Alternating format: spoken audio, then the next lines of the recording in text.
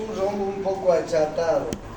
Tiene dos bordes superiores y tiene dos bordes inferiores.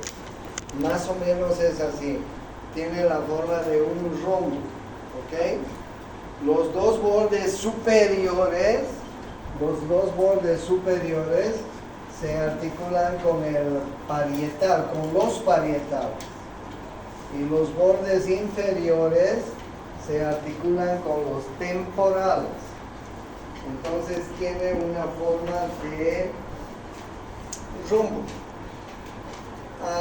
El occipital tiene un agujero que todos podemos notar, que se llama el agujero magnum. Y a partir del agujero magnum, nosotros vamos a estudiar el occipital en tres partes. Bueno, en tres partes. La primera parte es lo que está por arriba, lo que está por encima del agujero magnum. Lo que está por encima del agujero magnum. Lo que está delante del agujero magnum. Lo que está por detrás y encima del agujero magnum se llama la escama. Lo que está delante se llama la apófisis basilar. Y lo que está a los lados se llama las masas laterales. ¿Ok? Entonces vamos a estudiar tres partes del occipital. Lo que está por detrás, hemos dicho que se llama escama. Lo que está por delante se llama apófisis basilar. Y lo que está a los lados se llama masas laterales. Por supuesto que las tres partes tienen una cara exocranial y tienen una cara endocranial, ¿sí? Una cara exocranial y una cara endocranial. Fíjense, la escama, la apófisis basilar y las masas laterales tienen caras exocraniales y endocraniales. Si yo les muestro qué es lo que pasa por el agujero magnum, me voy a ir un poco hacia una lámina anterior a esta para más o menos indicarles lo que pasa por el agujero magnum. Miren, aquí está el agujero magnum. Justamente a ese nivel del agujero magnum tenemos el bulbo raquídeo y la médula espinal. Justamente a nivel del agujero magnum tenemos la parte final del bulbo raquídeo, la parte inicial de la médula espinal. ¿Ok? Los dos elementos importantes. Parte final del bulbo raquídeo, parte inicial de la médula espinal. Ahí exactamente donde está el puntero. Entonces podemos concluir que por el agujero magnum está habiendo... Sí, está bien, hermano. ¿Ya? Sí, ya, no te preocupes. Gracias. Entonces por el agujero magnum estamos encontrando bulbo raquídeo, parte final, médula espinal, parte inicial. ¿Se comprende eso? ¿Sí? Les cuento que todo el sistema nervioso central, encéfalo y médula espinal están envueltos por unas membranas que se llaman meninges. Entonces miren ustedes, las meninges van a estar envolviendo médula espinal y además van a estar envolviendo todo el encéfalo. Ahí les estoy mostrando lo que es el encéfalo y aquí también las meninges, ¿ok? Entonces las meninges también están atravesando el agujero magnum. ¿También atraviesan el agujero magnum? Sí. ¿Y cuáles son las meninges? Las meninges son tres. La más externa, imagínense que esta es la parte interna del cráneo, ¿ok? La cara interna, la tabla interna. La meninge que está debajo de la tabla interna se llama la dura madre. La dura madre. La meninge que está debajo de la dura madre se llama aracnoides. Aracnoides. Y la meninge que está debajo de la aracnoides se llama pía madre. Entonces, ¿cuántas meninges tenemos? Tres. La dura madre, la aracnoides y la pía madre. ¿Cómo se llama el espacio que hay entre la parte interna del cráneo y la dura madre? Este espacio se llama espacio epidural. ¿Ok? Epidural. Obviamente que estos espacios no son tan anchos como yo les estoy mostrando, pues son muy delgaditos, ¿entienden? Es un espacio muy pequeño, no vayan a creer que es así de grande. ¿Cómo se llama el espacio que hay debajo de la dura madre? Si este es el epidural, este de aquí abajo va a ser el espacio subdural. Subdural. ¿Ok? ¿Cómo se llama el espacio que está debajo de la aracnoides? El espacio que está debajo de la aracnoides se llama espacio subaracnoideo. El espacio subaracnoideo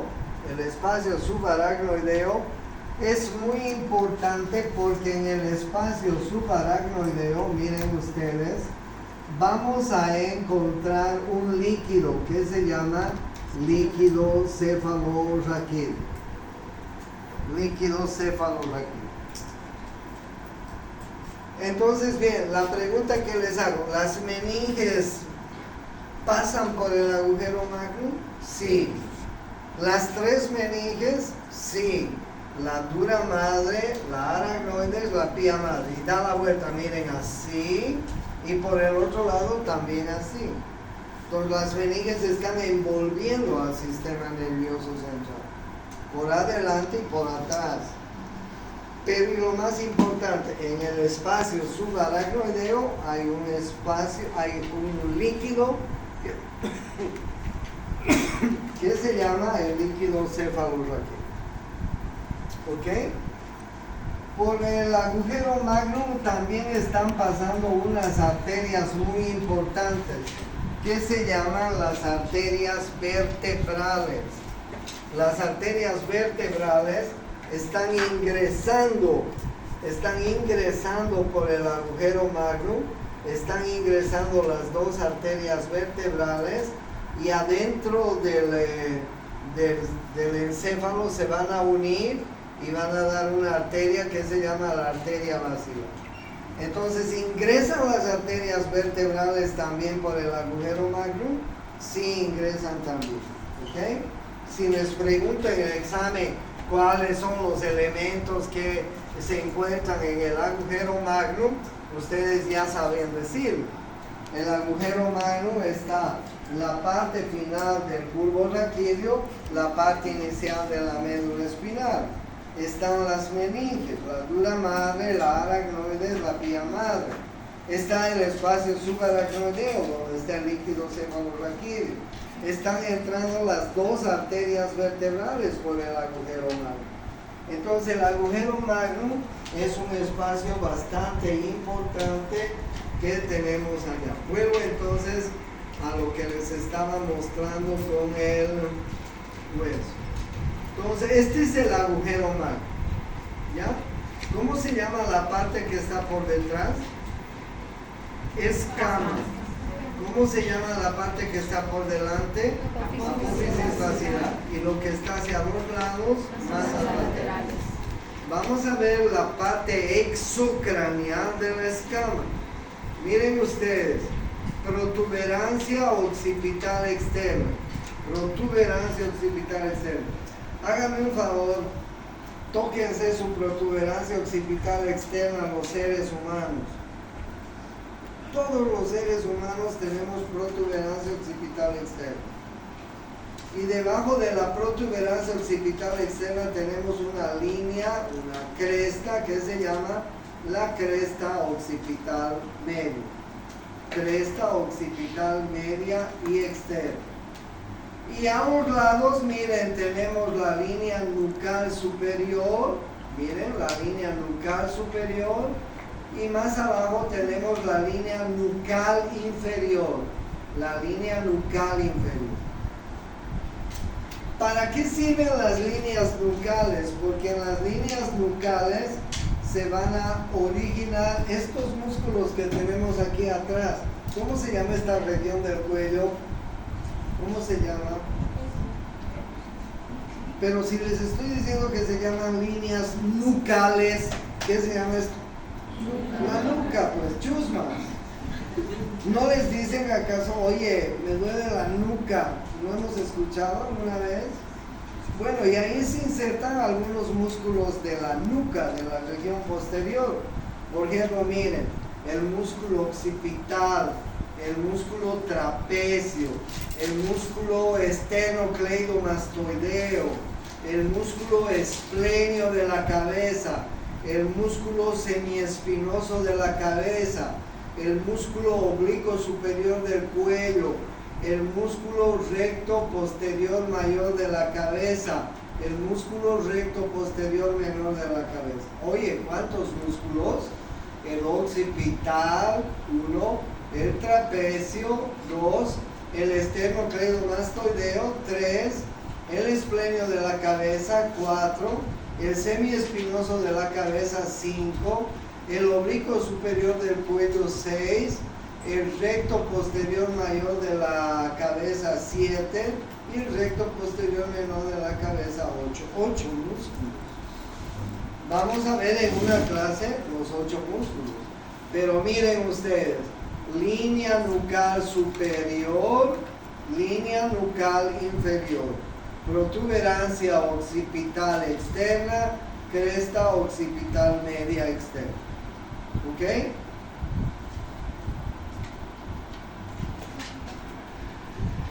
Eso es importante. ¿Qué tenemos por delante? Por delante tenemos la apófisis basilar. Y obviamente estamos viendo la parte externa, exocraneal de la apófisis basilar, que está por delante del agujero magno.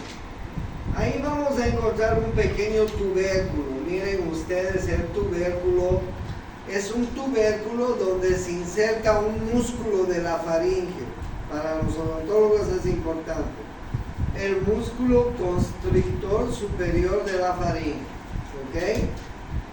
Y hacia los lados vamos a encontrar una zona rugosa donde se insertan unos músculos que se llaman los músculos prevertebrales, que se llaman así porque están delante de la columna vertebral. Miren lo que hacen los músculos prevertebrales. Los prevertebrales hacen esto: flexionan la cabeza y la rotan, ¿sí? ¿Qué hacen los músculos de la nuca? Extienden la cabeza y la rotan, ¿sí? Entonces miren ustedes, en la parte exocraneal de la apófisis basilar vamos a encontrar la inserción de los músculos prevertebrales, el largo de la cabeza, el recto lateral anterior de la cabeza. Bueno, eso se llama apófisis basilar. Y les decía que lo que está a los lados, se llama las masas laterales. ¿Qué vamos a encontrar en las masas laterales? Miren el cóndilo del occipital. El cóndilo del occipital es muy importante. Dicen los anatomistas que tiene la suela de un zapato. ¿Tiene la forma de una suela de zapato? Más o menos. Ustedes lo van a ver en el hueso mismo y tiene la forma de una huella de zapato, de zapato. Les cuento que el cóndilo se articula con la cavidad glenoidea del atlas.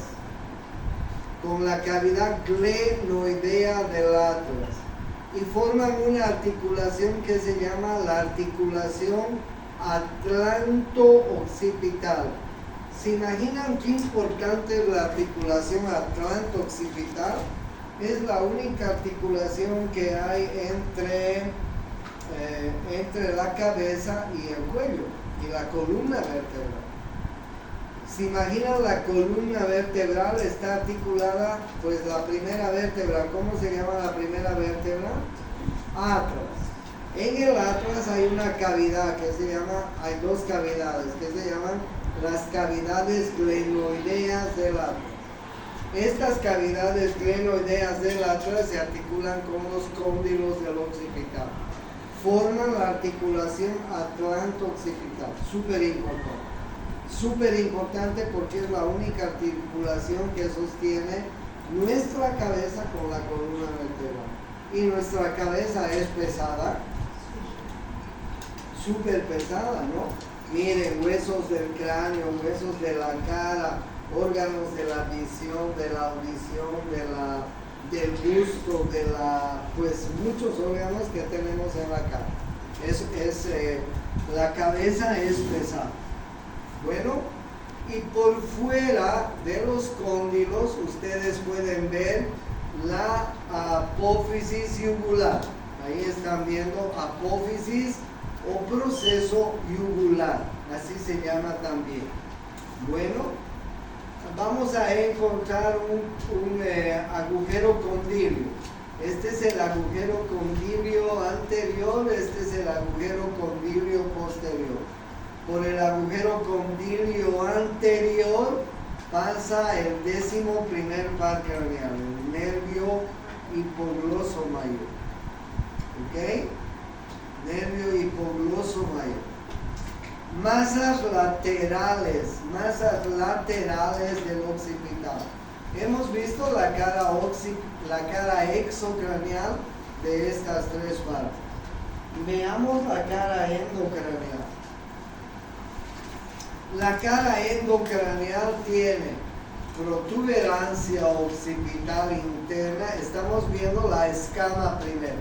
Vamos a ver primero la escama, luego vamos a ver la apófisis basilar y luego vamos a ver las masas laterales. ¿Ok?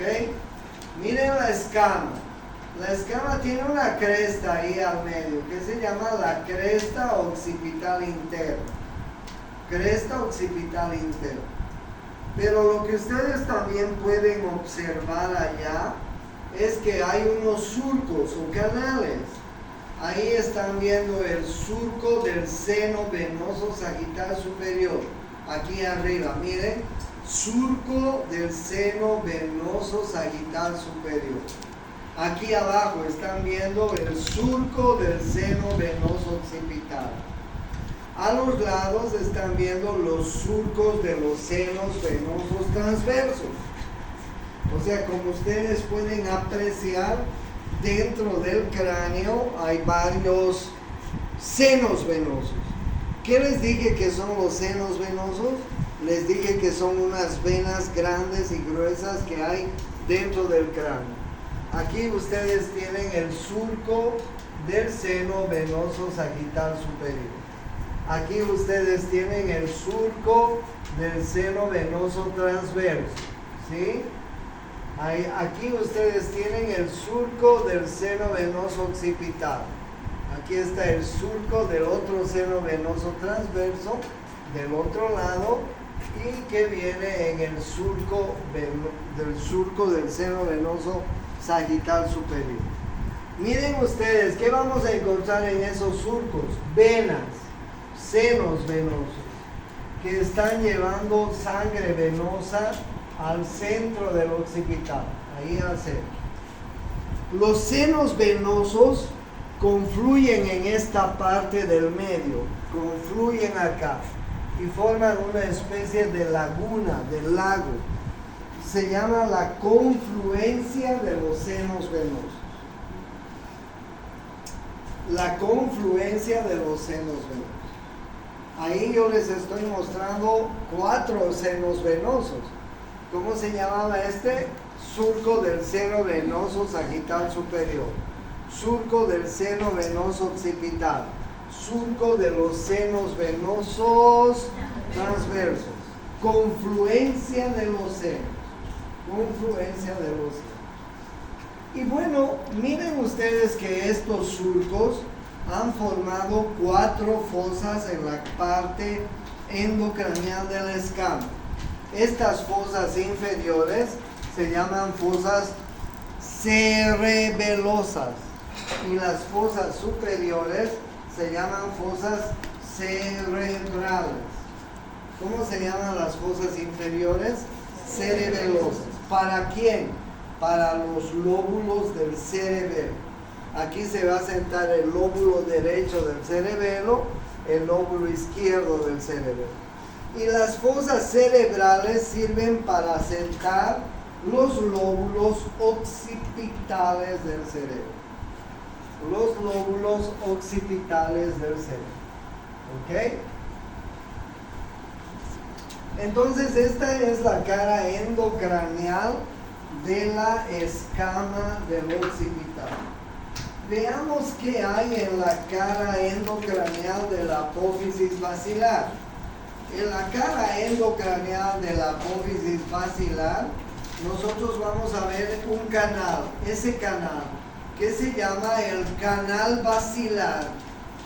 El canal basilar sirve para que ahí se asiente el bulbo raquídeo. El bulbo raquídeo, que es una parte del tallo cerebral. Acuérdense lo que les decía, ¿no? Cuando hablábamos del agujero magno. Por el agujero magno vamos a encontrar la parte final del bulbo raquídeo y la parte inicial de la médula espinal. Eso les decía un comienzo. ¿Y el resto del bulbo raquídeo dónde está? El resto del bulbo raquídeo se recuesta, si vale el término, sobre el canal basilar. Este canal basilar sirve para que el bulbo raquídeo se localice. No se olviden que la parte final del bulbo raquídeo está ocupando el agujero magno. ¿Se entiende, no?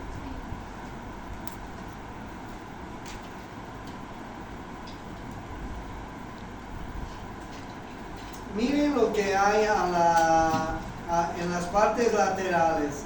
En las partes laterales tenemos este proceso, esta apófisis, que se llama la apófisis yugular. La apófisis yugular. Yo les decía a un comienzo que el occipital tiene la forma de un rombo. Tiene 2 bordes superiores y tiene 2 bordes inferiores, más o menos así, ¿ok? Ustedes están viendo un borde y otro borde superior. Los 2 bordes superiores se están articulando con los parietales, Aquí viene un parietal, ¿ok? Y aquí viene el otro parietal, ¿ok? ¿Cómo se llama esta sutura? Me olvidé. Lamboidea. Ahí viene un parietal y ahí viene un parietal. ¿Cómo se llama la sutura esta que forma el occipital con los parietales? Lamboidea. La sutura lambda. Perfecto. La sutura lambda, ahí está. La sutura lambda está formado por los bordes superiores del occipital y las articulaciones que tiene con los parietales. La sutura lambda, acuérdense. Bien, ¿y qué pasa con los bordes inferiores? En los bordes inferiores está la apófisis, que la estoy exagerando, la apófisis yugular. ¿Dónde está esta apófisis? La apófisis yugular. Estoy viendo el borde inferior del occipital. Aquí está el agujero magno y aquí está la apófisis basilar. ¿Ok? Bueno, miren ustedes los bordes inferiores. Los bordes inferiores están divididas en 2 partes. la parte superior, esta parte de acá, se articula con la porción mastoidea del temporal. Y la parte inferior, esta de acá, se articula con la porción petrosa del temporal. Con la porción petrosa del temporal. O sea, por encima de la apófisis yugular, el borde inferior se articula con la porción mastoidea del temporal. Por debajo de la apófisis yugular, el borde inferior se articula con la porción petrosa del temporal. Pero miren acá, se forma un poderoso agujero. Ese es el agujero yugular. El agujero yugular es súper importante porque por ese agujero va a salir la vena yugular interna hacia el cuello. La vena yugular interna está recogiendo la sangre venosa de dentro de la cabeza. ¿Ok? Agujero yugular. ¿Listo? Entonces el borde inferior está dividido en dos partes por la apófisis yugular. Para arriba se articula con la porción, ¿qué dije? Mastoidea. Y para abajo se articula con la porción petrosa. Y ahí al comienzo hay un agujero que se llama el agujero yugular, por donde la vena yugular interna sale al cuello, recogiendo sangre venosa. La parte anterior de la apófisis basilar, esta parte que ustedes están viendo acá, se articula con la parte posterior del cuerpo del esfenoide. La parte anterior de la apófisis basilar se articula con la parte posterior del cuerpo del esfenoide. Y se produce una articulación que se llama articulación esfenobasilar. Es decir, una articulación entre el esfenoides y la apófisis basilar. Es una articulación que pertenece a las articulaciones inmóviles, a la sinartrosis. Y de la sinartrosis pertenece a las... Ustedes han hecho el mapa, ¿a qué articulación? No han hecho el mapa.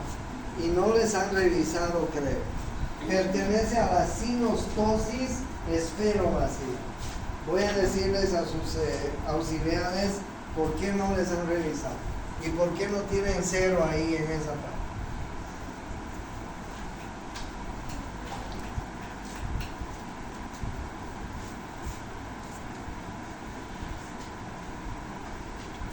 Bueno, ese es el occipital. ¿Tienen alguna pregunta?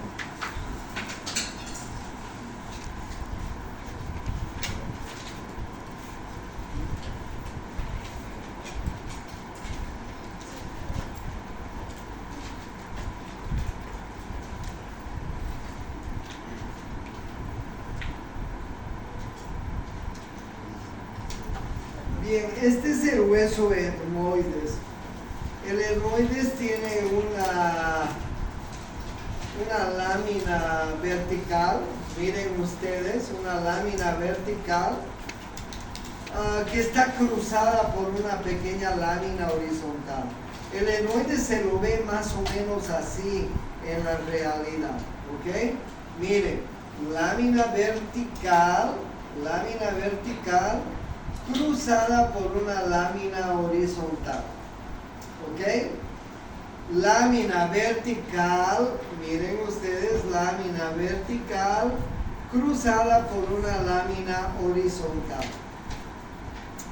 La lámina vertical, esta lámina vertical está dividida en dos partes. Una que está por encima se llama la apófisis crista galli. Y otra que está por debajo se llama la lámina perpendicular del etmoides. ¿Ok? ¿Dónde vamos a encontrar a la apófisis crista galli? ¿Y dónde vamos a encontrar la lámina perpendicular del etmoides? Esto es muy importante que ustedes se den cuenta, porque de lo contrario no van a poder darse cuenta. Miren, les voy a mostrar, voy a retroceder para que ustedes se den cuenta dónde encontramos a la apófisis Christa Galli y dónde encontramos a la lámina cribosa del etmoides, ¿ok? Miren dónde está la apófisis Christa Galli. La apófisis Christa Galli es esta. Esa es la apófisis Christa Galli. La apófisis Christa Galli se encuentra en la fosa cerebral anterior. Eso que les estoy mostrando en la base del cráneo se llama la fosa cerebral anterior.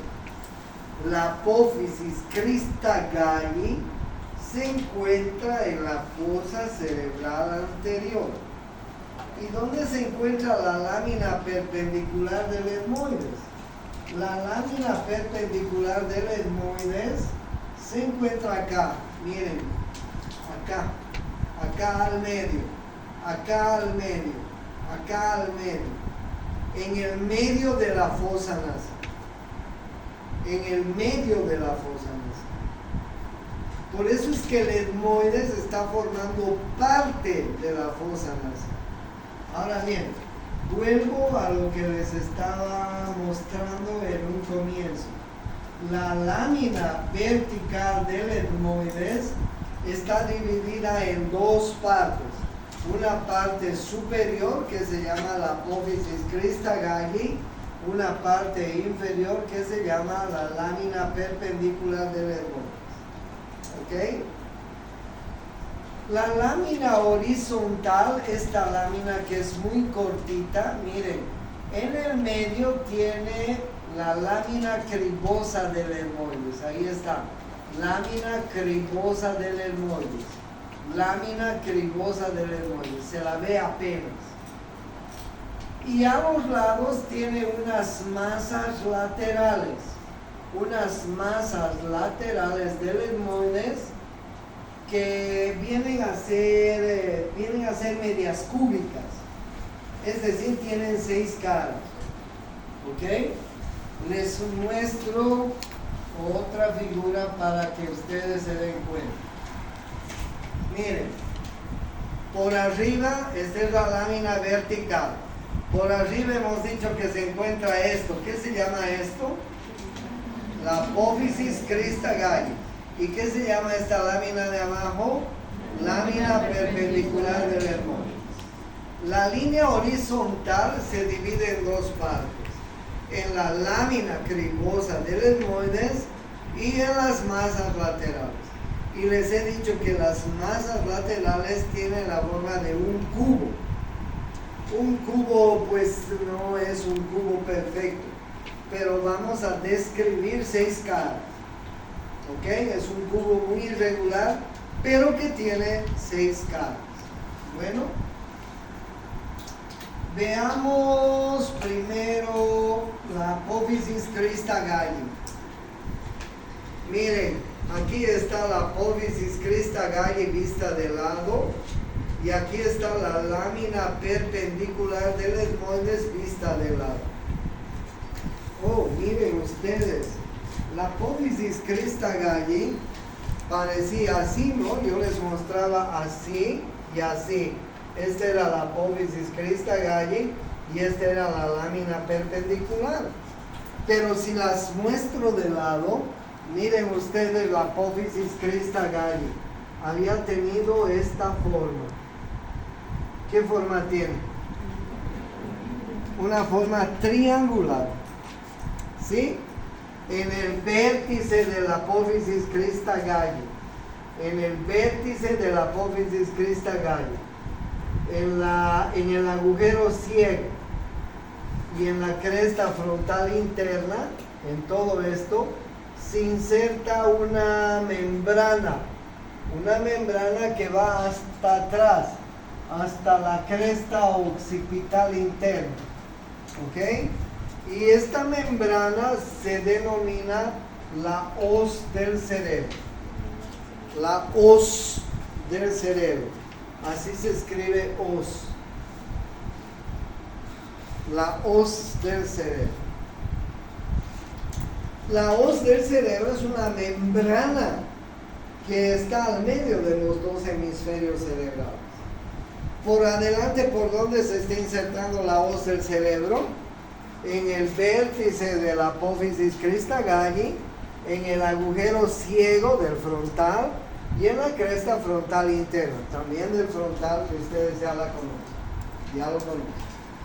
Y esta hoz, esta membrana va hasta atrás y en la parte posterior se inserta en la cresta occipital interna, que también conocen ya les he dicho. Entonces miren ustedes la apófisis crista galli. La apófisis crista galli está formando parte de la fosa cerebral anterior. Fosa cerebral anterior, fosa cerebral media, fosa cerebral posterior. Y debajo de la apófisis crista galli tenemos la lámina vertical del etmoides, que tiene, miren, tiene un borde, tiene un borde superior, tiene un borde antero superior, tiene un borde antero inferior, tiene un borde postero superior, tiene un borde postero inferior. La lámina cribosa del etmoides tiene un borde superior, tiene un borde antero superior que es cortito, tiene un borde antero inferior un poco más largo, tiene un borde postero superior y tiene un borde postero inferior. ¿Cómo se llama una figura que tiene 5 bordes? 5 lados. ¿Qué? Entonces la lámina perpendicular del etmoides es pentagonal. Es claro que es irregular. Ahora bien, miren, el borde superior se confunde con la lámina cribosa. Así que no lo vamos a describir el borde superior porque se confunde con la lámina cribosa, con la línea horizontal. El borde antero superior está articulado con la espina nasal del frontal.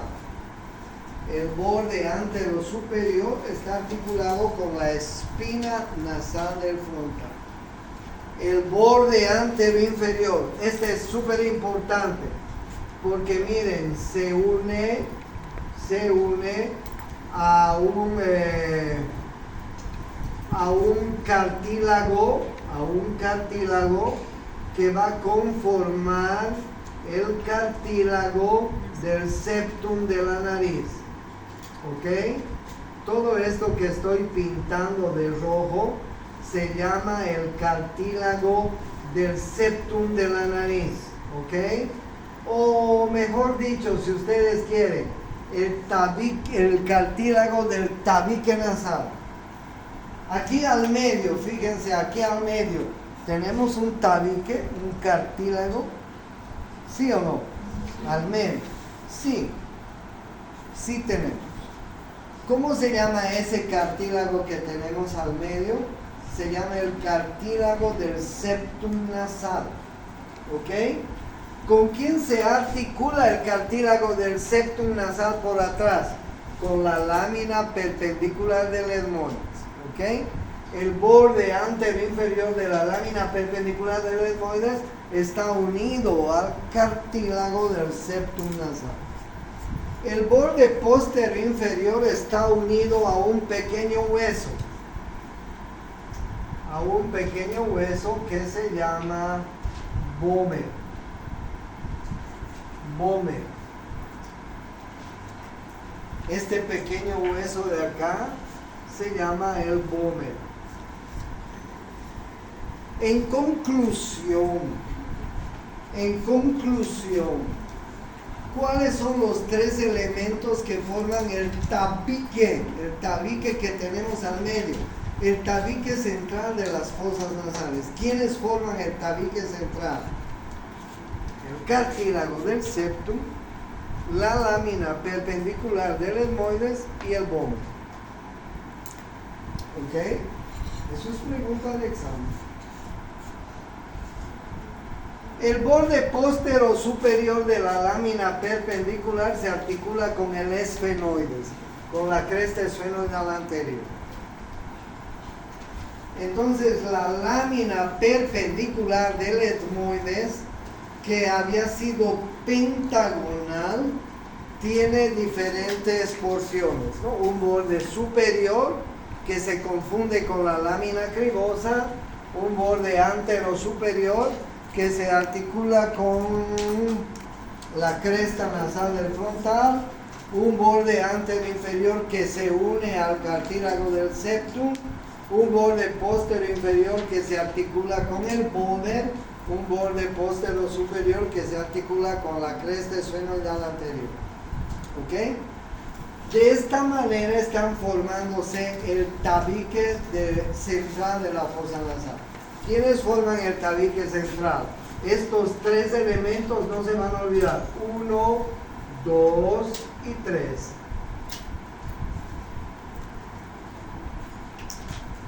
Bueno, ya hemos visto la lámina vertical del etmoides. Complicado, ¿no?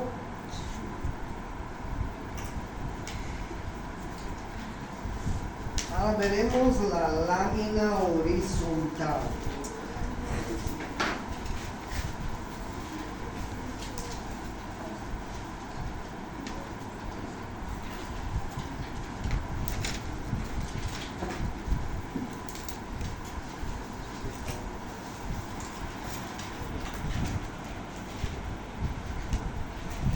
Bueno, miren ustedes,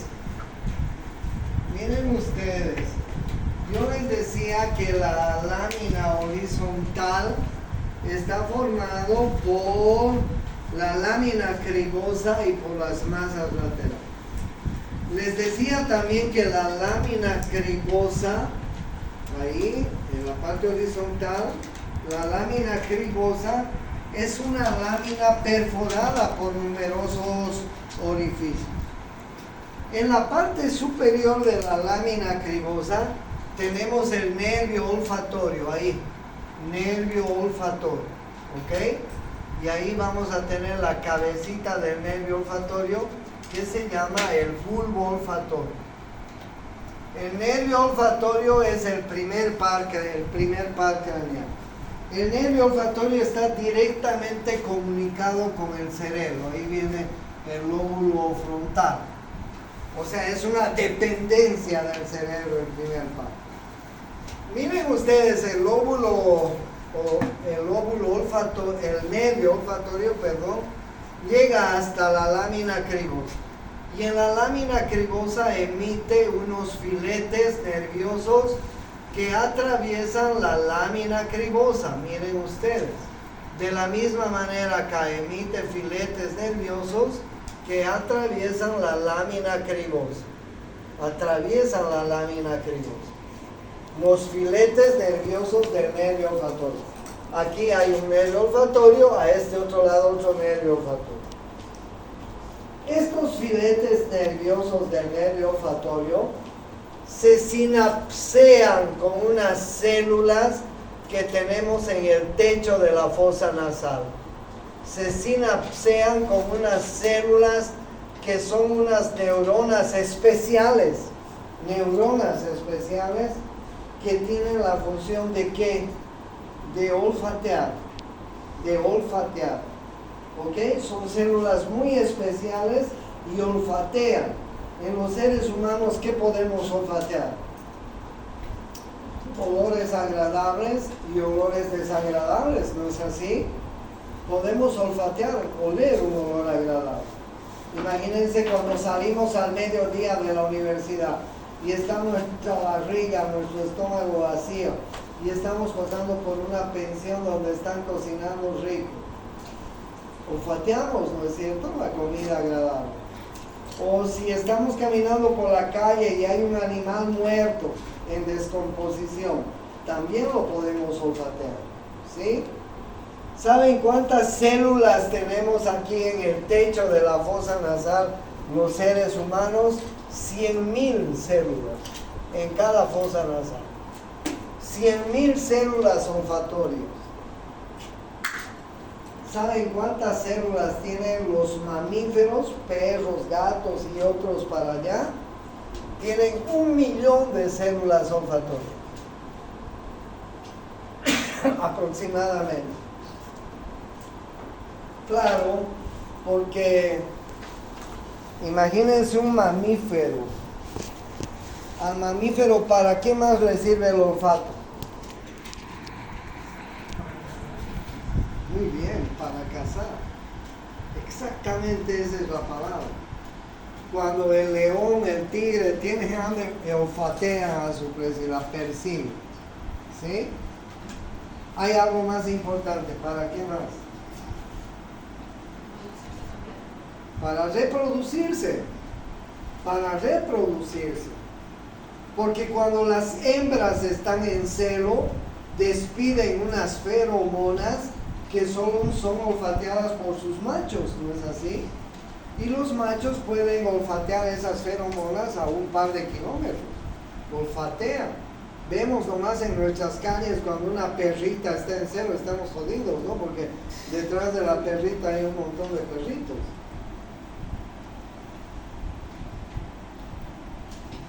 Miren ustedes esa condición que tienen los mamíferos. Claro, los seres humanos no olfateamos para tanto, ¿no es cierto? No las podemos olfatear a las chicas cuando están en celo, eso no pasa en los seres humanos. Y las chicas no se ponen en celo tampoco, ¿sí? Pero bueno, la diferencia es eso entre seres humanos y mamíferos.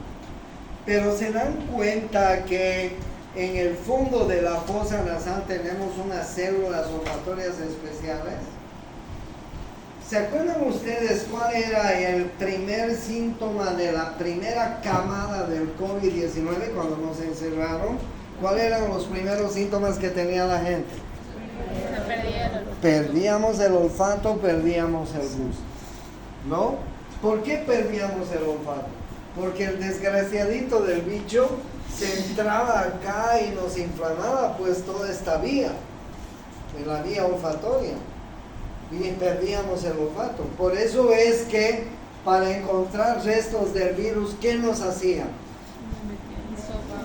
Hisopados, ¿no es cierto? Hisopados nasales. Nos hisopeaban la nariz porque el desgraciadito se localizaba aquí y en el fondo de la garganta.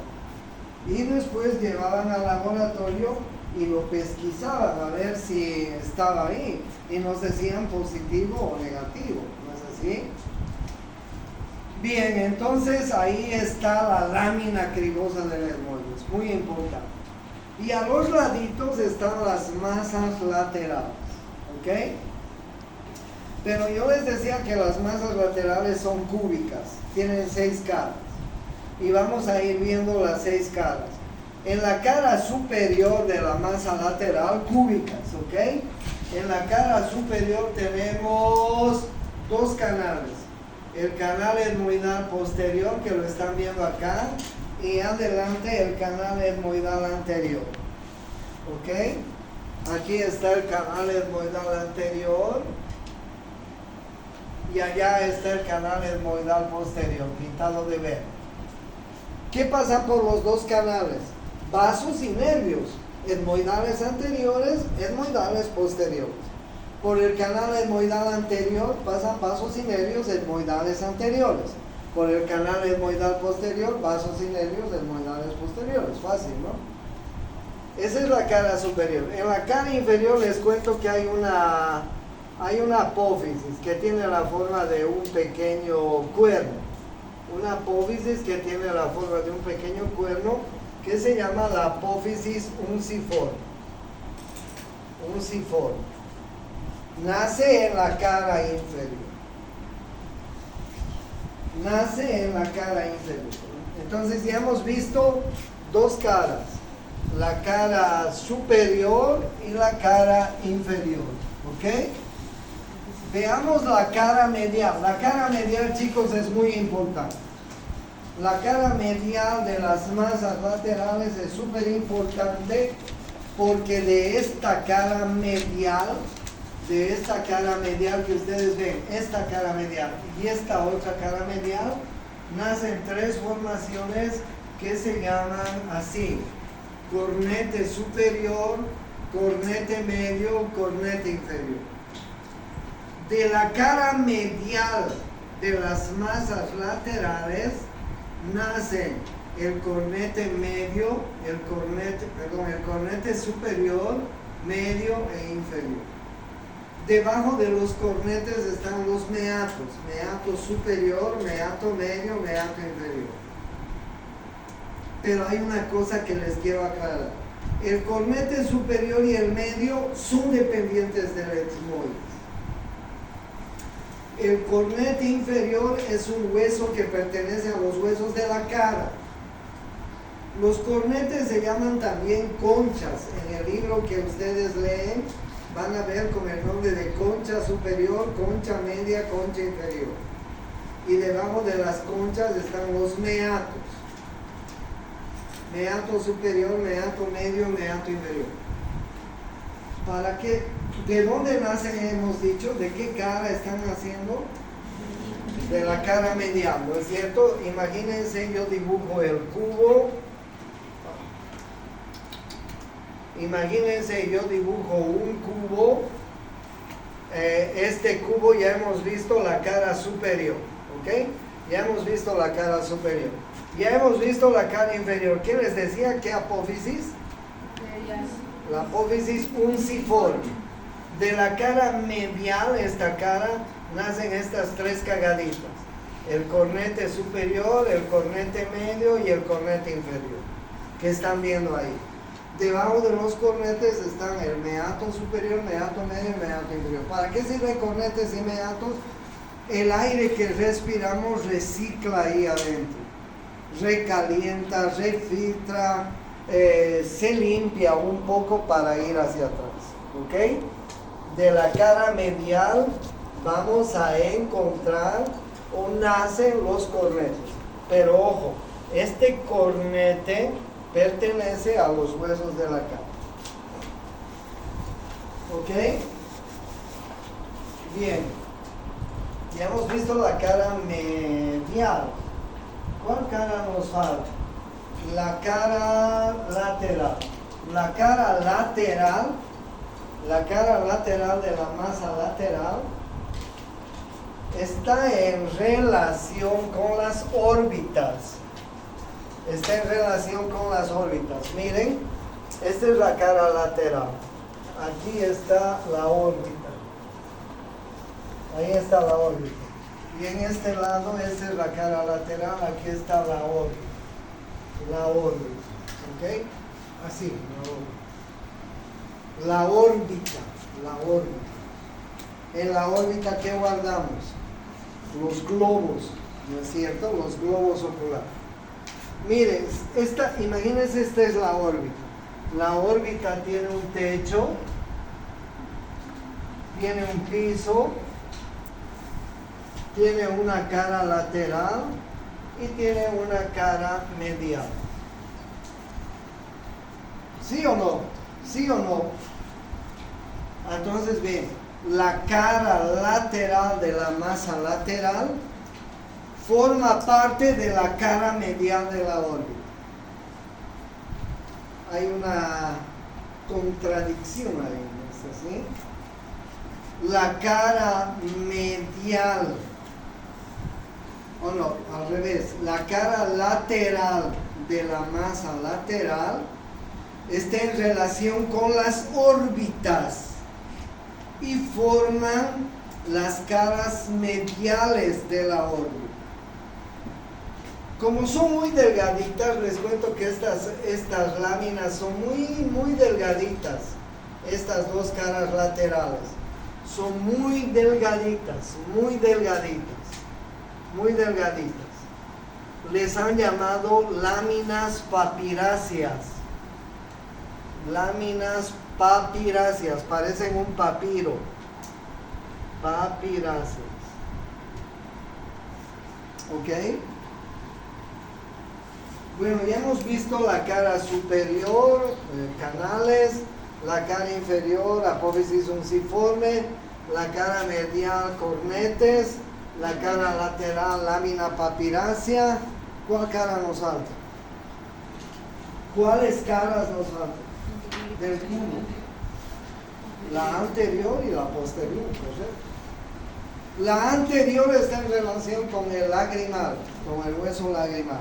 Y la cara posterior está en relación con el esfenoides. Listo, dice aquí. La cara anterior está en relación con el hueso lagrimal. La cara posterior está en relación con el hueso esfenoides.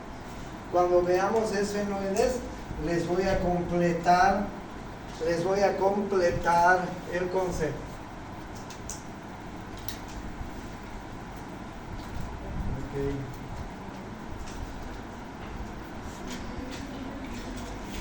Pero como yo ya les he dicho, yo les estoy enseñando el pentagrama y les estoy enseñando las notas musicales para que ustedes aprendan a tocar la guitarra, ¿sí? Pero no se puede aprender a tocar la guitarra con el pentagrama y las notas musicales. ¿Qué necesitamos para aprender a tocar la guitarra? La guitarra. Por eso es que todos ustedes deben vivir en el anfiteatro. Deben vivir en el anfiteatro. Porque si no, no pueden aprender a tocar la guitarra con esto. Tienen que ir allá al anfiteatro, prestarse los huesos, leer el libro y ver, a ver, ¿me mamó o no me mamó este doctor? ¿Me dijo la verdad o no me dijo la verdad? Esa es la única forma. Porque después es diferente leer. Puede ser la mejor estudiosa, el mejor estudioso, aprenderte de memoria el libro. Si no has visto el hueso, estás perdido. Estás perdido. Ese es el concepto. Y por favor, a las directivas,